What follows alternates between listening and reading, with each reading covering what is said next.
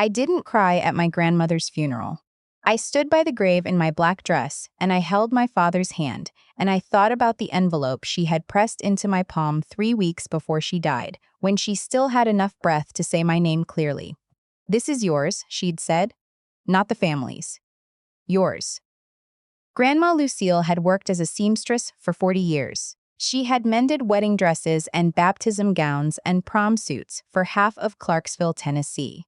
She kept her savings in a credit union account because she didn't trust banks that had too many marble floors. She said marble floors meant they were spending your money on decoration. I used to think that was funny. I don't think it's funny anymore.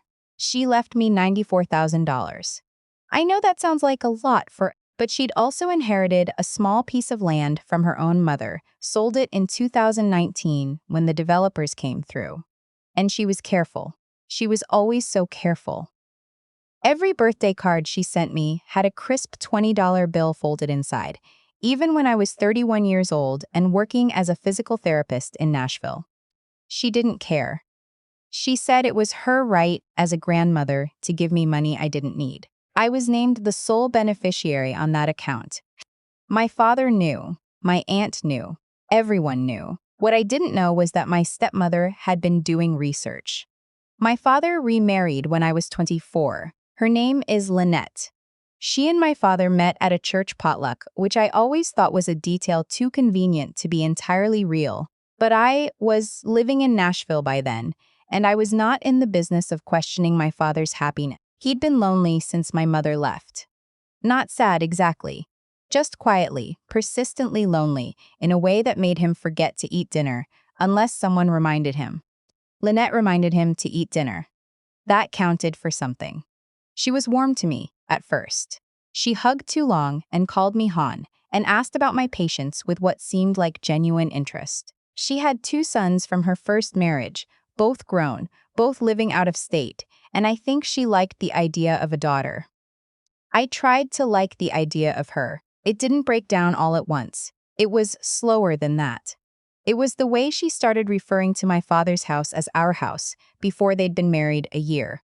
The way she redecorated my childhood bedroom without asking. The way she started showing up to holidays with a kind of territorial energy, like she was checking a box on a list. But I'm getting ahead of myself. The first time Lynette said something about my grandmother's money, I thought I'd misheard her. It was Easter. We were in the kitchen, just the 2 of us, and she was cutting into a ham and she said, very casually, the way you'd comment on the weather. "You know, your father and I have been talking about finally finishing the basement." "Okay," I said. "It'd be a real nice space, a guest room, maybe a little kitchenette." "Sure. We just don't quite have the funds right now." I waited. She set down the knife. She looked at me. "Your grandmother left you quite a bit, sweetheart," I said. "She did. Family helps family," she said, and she smiled at me and picked the knife back up and went back to the ham. I stood there for a second, then I went and helped set the table. I didn't say anything to my father that day. I told myself it was just a comment. I told myself she didn't mean it the way it sounded.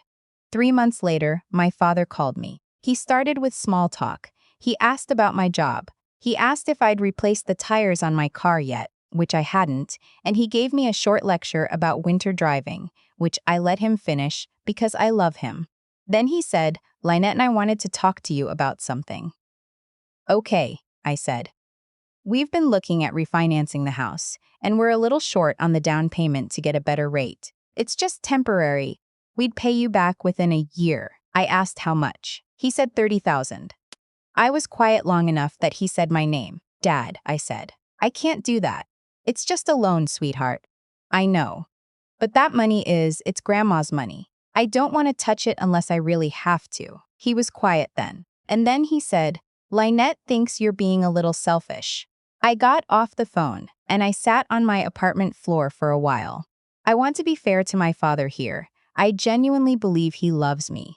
I also genuinely believe that he has spent the last 7 years slowly, incrementally, surrendering his own judgment to a woman who is very good at making her wants sound like consensus. He didn't come up with the word selfish. He wouldn't. but he repeated it, which is its own kind of thing. I said no.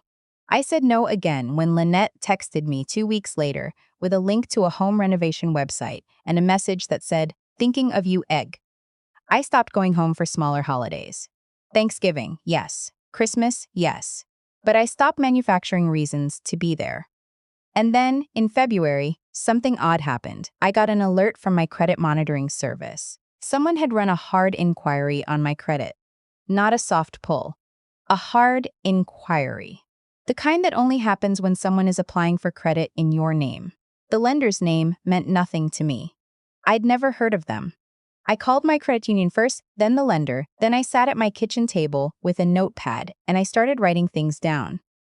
The lender was a mortgage company based out of Memphis. The application, which I had not submitted, was for a home equity loan in the amount of $47,000. The property listed as collateral was my father and Lynette's house. My name was on the application as a cosigner. I have my father's last name. Same address listed on my original driver's license from before I moved to Nashville. The application used an old email address I hadn't checked in years. I went very still. I want to explain what it feels like to realize that someone in your family has used your identity to apply for a loan. It's not exactly anger, not at first. It's more like the floor drops an inch. Everything looks the same, but something fundamental has shifted, and you can't quite put weight on anything yet. I did not call my father. I did not call Lynette. I called my credit union and I placed a fraud alert on my account. Then I called an attorney I'd found through a colleague. A woman who specialized in financial fraud. Her name was Hadley, and she was calm and efficient. And when I explained the situation, she said, "Do not contact the parties involved. Do not signal that you know. Do we understand each other?" We understood each other. Over the next 6 weeks, I collected everything. The mortgage company was cooperative once I explained the situation and provided verification of my identity. They sent me a copy of the application. My name was there, my social security number was there, and there was a digital signature attached to an IP address that did not belong to me.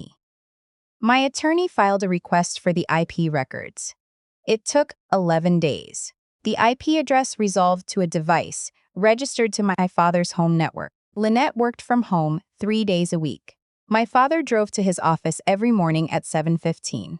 The application had been submitted on a Tuesday at 10:42 in the morning. My attorney was not surprised. She had seen this before. She had seen plus a family member with access to personal documents, a social security number pulled from an old tax return, an email address guessed or recovered through a security question. Lynette had been thorough. She'd used an old email of mine that she must have found in my father's files. There was something else in the application packet.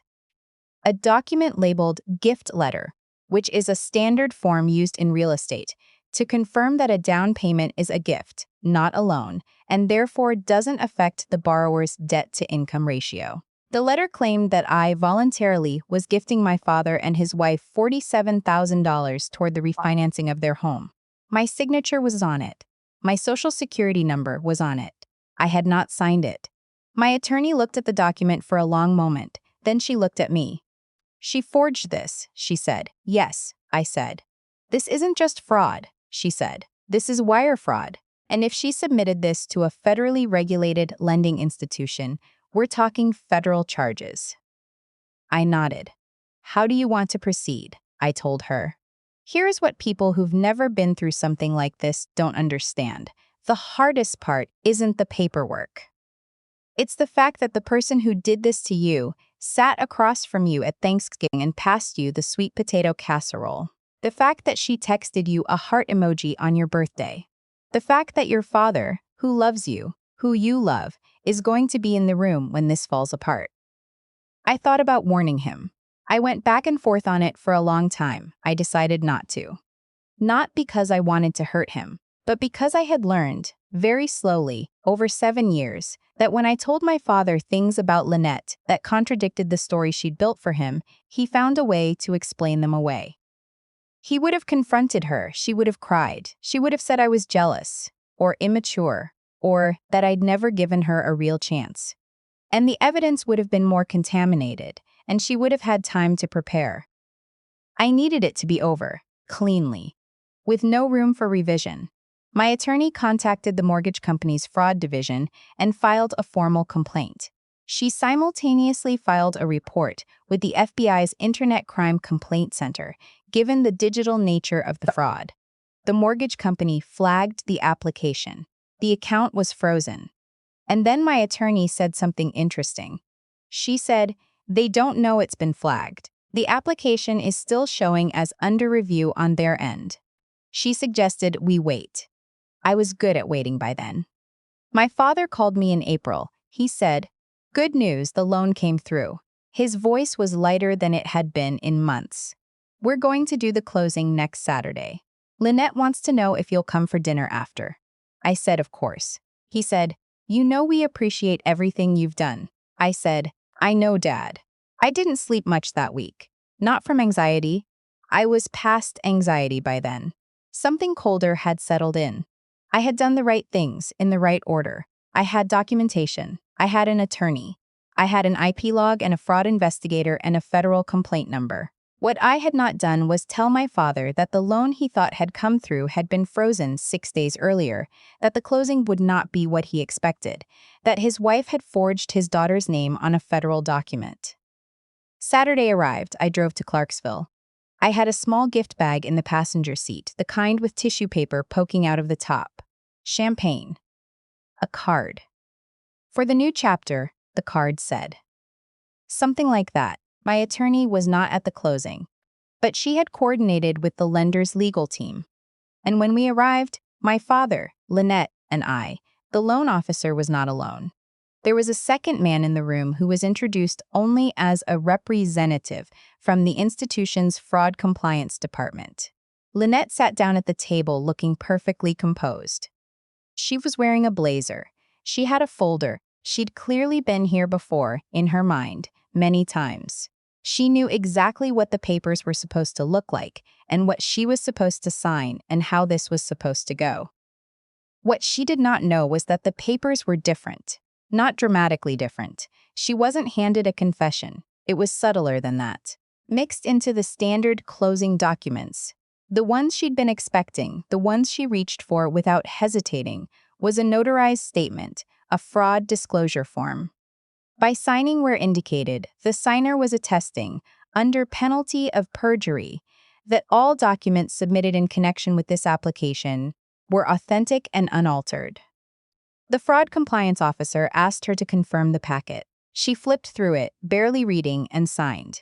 My father was still looking at the champagne bag on the chair next to me when the fraud compliance officer said, quietly, "Ma'am, could you turn to page 7? She turned to page 7. It was a printout of the gift letter, the one with my forged signature. Alongside it was the IP log, and alongside that was a declaration from the fraud investigation team. Lynette went very still. I watched my father's face. I watched him read the page. I watched something shift behind his eyes, something that wasn't confusion, but something adjacent to it. Like a person who has been looking at a picture upside down for a long time and has just, for the first time, seen it right side up. He turned to her. He said her name. She didn't say anything. The fraud compliance officer said that law enforcement had been notified and that she would have an opportunity to speak with them before any formal charges were processed. He said it the way people in that profession say difficult things, carefully, without drama, in a voice calibrated to prevent escalation. Lynette looked at me, just once. For a long time, I looked back at her. I didn't say anything. There was nothing to say that the paperwork hadn't already said better. The charges came through 6 weeks later. Wire fraud. Identity theft. Forgery of a financial instrument. Her attorney worked out a deal. She pleaded guilty to 2 of the 3 counts and received 3 years of probation, a significant fine, and mandatory restitution. She will not serve time, which I know some people think is wrong. I've gone back and forth on it. What she did serve was the end of her marriage. My father filed for divorce 4 months after the closing. He called to tell me when it was final, and he cried on the phone, and I let him. And I didn't say I told you so, because there's no version of that conversation that helps anyone. He still lives in Clarksville. We have dinner about once a month. We don't talk about Lynette. Sometimes, when I'm driving home, I think about what I might say if we ever did. And I can never quite figure out how to explain to him that my grief about what happened isn't only about the money or the forgery or the fraud. It's about all the small moments before that. All the times I said something and he found a way to hear it differently. It's about the fact that she sat in my grandmother's chair at Thanksgiving year after year and no one said anything. The $94,000 is sitting in a high-yield savings account. I haven't touched it. I'm not sure I will for a long time. It doesn't feel like mine to spend yet. It still feels like something Grandma Lucille was keeping safe until I needed it. I think about her sometimes when things get hard. I think about 40 years of mending other people's things and being careful and knowing the difference between what belongs to you and what doesn't. She always knew that difference. She spent her whole life knowing it. I'm still learning.